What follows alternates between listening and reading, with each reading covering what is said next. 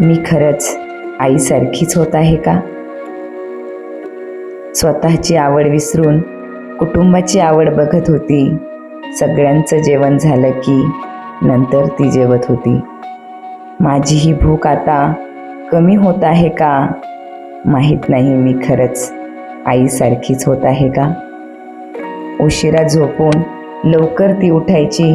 सगळे उठायच्या आधी कामाचा पसारा आटपायची. झोप माझीही आता ओढून जात आहे का? माहीत नाही मी खरंच आईसारखीच होत आहे का? रात्रंदिवस कष्ट करून ती जगत होती.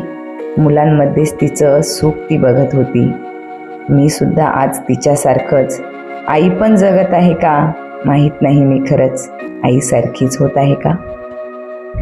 शिक्षा तिने दिली तर राग तिचा यायचा. मुलांच्या संस्कारासाठी जीव तिचाही धडपडायचा.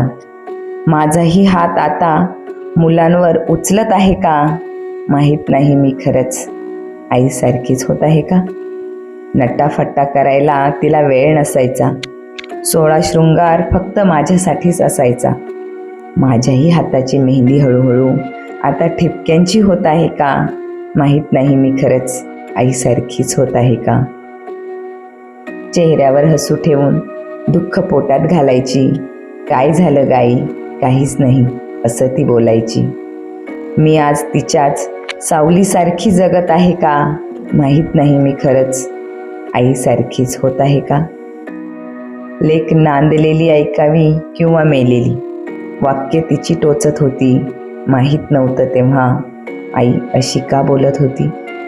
तिचेच शब्द आज माझ्या ओठातून बाहेर पडत आहे का?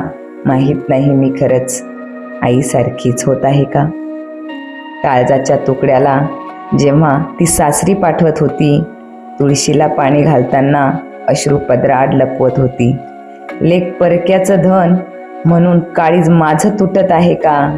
माहीत नाही मी खरंच आईसारखीच होत आहे का? लेक आई होणार म्हणून किती आनंदी असायची. लेकीच्या बाळंतपणाची किळस तिला नसायची. तिचा आनंद मी माझ्या डोळ्यात बघत आहे का? माहीत नाही मी खरंच आईसारखीच होत आहे का? आता माझी आई म्हातारी होत आहे. तिची जागा आता तिची सून घेत आहे.